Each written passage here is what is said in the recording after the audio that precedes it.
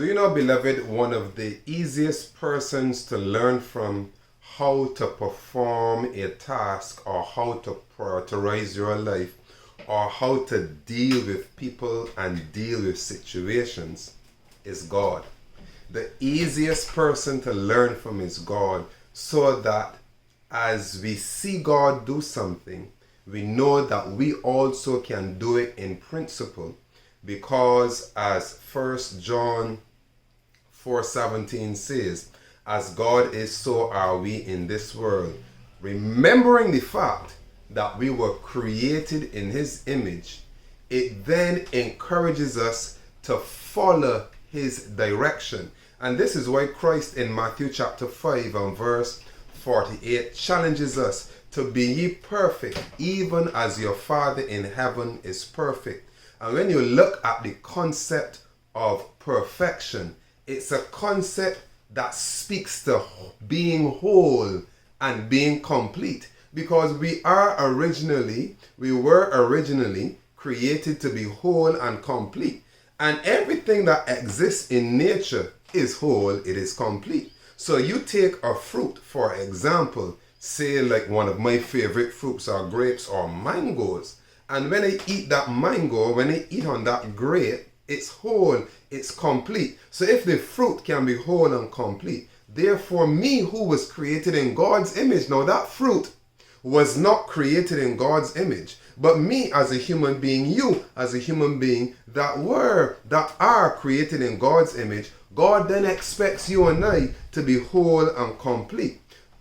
Now, in dealing with our own individual human experience, we need mentorship, because what we have learned to do as adults, what we learned to do as children, was behavior that was modeled before us by our parents. Our parents taught us or showed us how to tie our shoelaces. Our parents showed us how to put on our clothing. Our parents showed us how to groom ourselves and brush our teeth and the like. And so the behavior that we learned was behavior that was modeled before us. So therefore we learn how to operate within this reality that we currently still exist in, this world that we currently exist in, because of the behavior that was modeled before us. And because this behavior was modeled to us by our parents and our teachers, we now know how to operate because we have followed their example. So being a Christian, we can only be Christians if we follow Christ's example. If we don't follow Christ's example, we will not be Christians. We will be professors of religion. We profess to believe. We profess something. But we can only be Christians with Christ's help. We can only be Christians by following Christ. So the standard of Christianity, the standard of being Christ's disciple, is to follow His instructions. So therefore then, what we need to understand as children of God is how to follow God's example. Or in other words, we can only live this life and be successful at it as Christians if we follow entirely and wholeheartedly Christ's example. And this is a very profound reality. Now, take for example value systems. Take for example value systems. Now, in order for us to live complete lives, we have, as Christians, we have to have the value system that was modeled before us by God and how to live this life. And in creating the world, God has set to us examples that are worthy of us to follow. When we read in Genesis chapter 1, it says, in beginning, or in the beginning, but I like to say in beginning, because that was never necessary.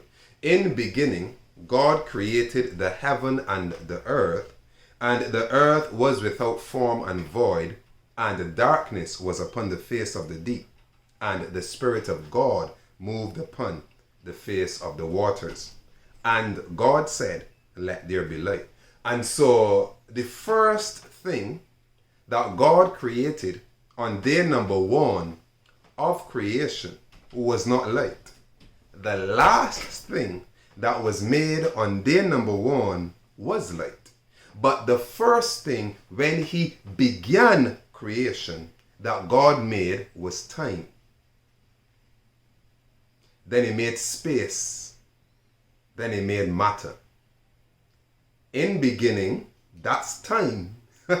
So he began the work of creation by establishing this measurement of time.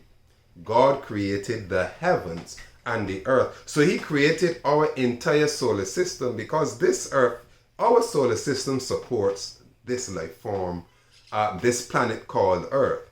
And so he made time, he made space, he made matter. And that matter was in a flowing, formless form.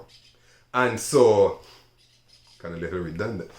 It was flowing, it was formless, it was not yet shaped. And then he made light. And so there are some very interesting concepts that come out from the creation experience that informs our value system, or creates a hierarchy of value that we are supposed to have as God's children. And the first thing that God is teaching us about the value of life is time. Time, beloved, is life. Time is life. Time is life. Our lives are measured by what we do with our time. Ponder it and contemplate it. Your life is measured by what you do with your time. Therefore, time is the most important thing. Because it was the most important thing, it was created first. This is to be our highest value system, to value time. Because time is life, and we have been given a specific amount of time to live our lives. We don't live our lives outside of time. Life outside of time is life that is dead. When you have no life, it means you no longer have any time. So therefore, when it comes to living your life, your time is precious. Time, therefore, cannot be wasted, because your life is measured by what you do with your time. And think about it, beloved. So to waste time then would be to waste your life. So therefore, if to waste time is to waste life, because your life is measured by what you do with your time, then you must have a plan for your life. You must have a plan for your life, for your spiritual growth and progress. You must have a plan for your temporal and eternal existence. You must have a plan. You cannot live one day like every day is the same. You must have a plan, beloved. Your time is the greatest gift that you can share with anyone, because time was the greatest gift that God could have shared with us. He created time, and then he placed us in time to live. So we are now occupying this space that God has created for our productivity, for our enjoyment, for our personal and spiritual growth and progress. First thing that God created is time. This is the highest value in this world. Time. So you measure the value of your life, the worth of your life, the impact of your life based on what you do with your time. Therefore, then your time must only be spent in that which is productive and that which is fruitful. Why do you assume that the rich person's life is more valuable than yours? Their life becomes more valuable than other people's life because they are utilizing their time different. So therefore then the intrinsic value is not their life, it's simply what they are doing with it. So increase the value of your life by determining to do something constructive and productive and fruitful and beneficial and impactful upon others and upon this generation with your time. So when we come to Christ, we come to Christ with a different hierarchy of value. And the hierarchy of value is set exactly on the level that God set it. Time. The value of time. It is paramount. Because if we do not have it, we do not have an existence. So value your time. The devil wants you to waste your time because when you waste your time, you are wasting your life. The devil wants you to waste your time because when you waste your time, you waste opportunity. This is what Lucifer wants. This is what Satan wants. Because time is opportunity. If you have no time, you have no opportunity, beloved. So this is something for us to consider. The areas in which we lose time, we waste time, we don't improve time, or culturally, we kill time. Time is not to be killed.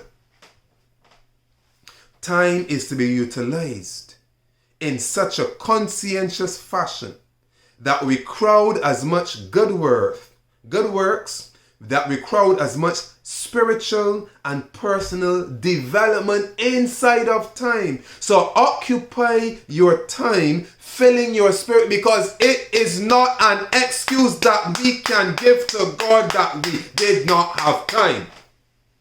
Because God will tell us that you squandered your time scrolling on the phone. It is you that are supposed to exercise self-control. You squandered your time in that conversation that was not benefiting you or the person that you were having it with. You squander your time doing things that were fruitless and mindless.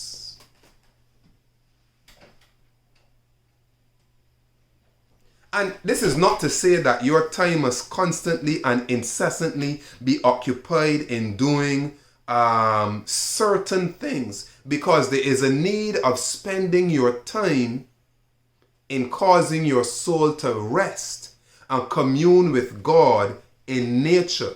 There's a need of you spending time in absorbing nature. You don't even, in other words, there's a need in spending time in meditation. Because in that act of meditation, communing with God in nature in silence, in quietness, in the silence of the soul, makes more distinct the voice of God. And when you do this, you will realize there are dots in your life that suddenly connect. There are dots in your thinking that suddenly connect. Things become coherent that were incoherent before in meditation. So meditation is necessary. This is why Psalms chapter 1 begins with the concept.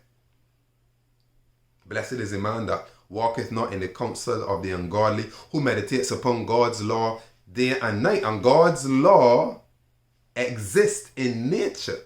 There's the laws of nature and the moral law of God. time, beloved. So life is the opportunity that God has given you to use time. Notice Ecclesiastes chapters 9, verse 10 to 12, and it reads, "Whatsoever thy hand findeth to do, do it with thy might. For there is no work, nor device, nor knowledge, nor wisdom in the grave whither thou goest. I returned and saw under the sun that the race is not to the swift, nor the battle to the strong, neither yet bread to the wise, nor yet riches to men of understanding, nor yet favor to men of skill. But time and chance happeneth to them all." So the race is not to the swift, the race is not to the most intelligent, the race is not to the strongest. The race is to those who utilize their time wisely and who takes chance or who takes opportunity. Chance also means opportunity. So you utilize your time to capitalize on opportunities and take advantage of the opportunity of life for the lifetime of that opportunity. So don't waste your time, beloved. Time is the most terrible thing to waste. And when you waste time, you're wasting the capacity of your mind.